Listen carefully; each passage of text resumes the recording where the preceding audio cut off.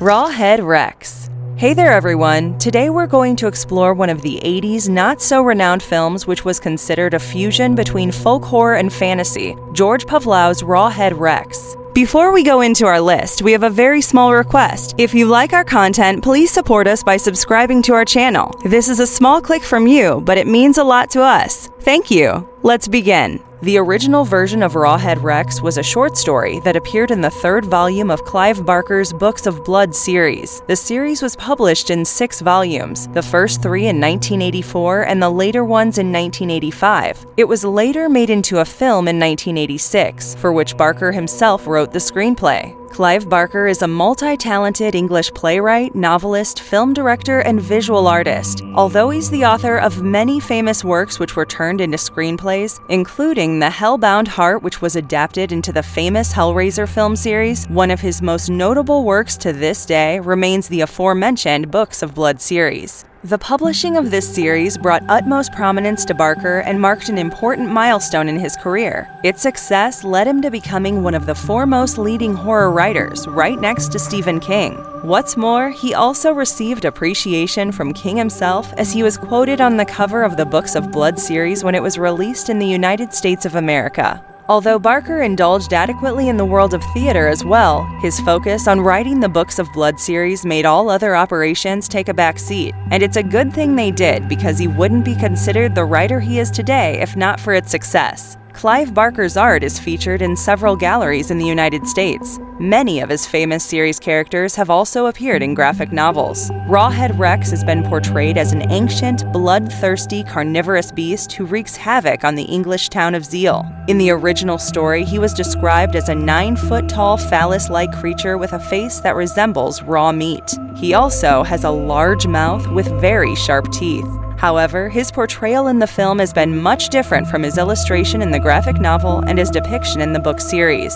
In the graphic novel, he's a tall, lanky, blue-colored figure with his head looking like a huge piece of meat, whereas in the film, he's a muscular, ogre-like brown figure with broad shoulders and an exposed chest who is taller than the average human. His head contains thick, messy hair, and he has glowing red eyes and massive, sharp teeth. It goes without saying that there is very little resemblance between Clive Barker's original version of the pagan god and its portrayal in the movie. Rawhead Rex's behavior has been inspired by men from European folklore who were considered not so civilized. In all 3 adaptations, he's a creature that lurks in the woods and embodies animalistic tendencies which include terrorizing and preying on people, including children. He also has a reputation of unleashing violence on women by violating and impregnating them. He possesses superhuman strength as well, which makes it easy for him to overpower anyone that gets in his way. Because of these characteristics, including his resemblance to a phallus, it seems pretty evident that a nasty sex drive coupled with a misogynistic demeanor drove him to kill people, especially women. The film did not portray nearly as much gore and deviance as the book series.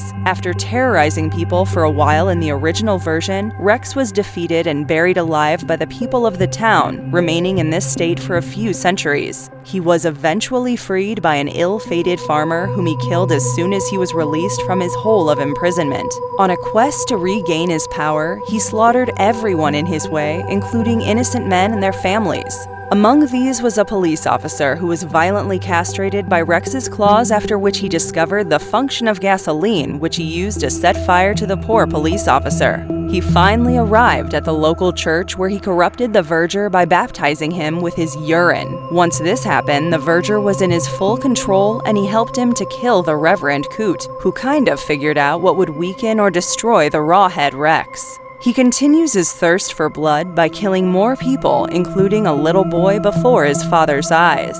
Later in the story, it is discovered that the one weakness that Rex has is pregnant women, when one of the characters uncovers an idol representing a symbol of them before him. With a fear of defeat, his urge to kill increases, and this time he does not spare even the verger who so loyally served him throughout the story. Despite his effort to overcome the power of the idol, he is overwhelmed and weakened. Finally, after being surrounded by the people of the town, he is beaten to death with the idol, which smashes his head. Clive Barker integrates an unsettling undertone in the book that the movie did not succeed in conveying. It explores primitive religious practices, the true sanctified nature of sexuality, and the power of the female, which is often subdued by the church, a patriarchal institution. Besides a major difference in his physical attributes, the film does not match up to the effect that the book was intended to create. Not only is the film's version of Rawhead Rex very different from his representation in the book, the sexual elements are also underplayed to a great extent. It mostly lays emphasis on the defeat of Rawhead Rex by the idol when used by a woman, or when he baptizes one of his followers by ejaculating on them. Although a murderous beast all the same, the film's version of the beast is not a rapist and kills people in a much simpler way than the book, by just biting them with his sharp fangs.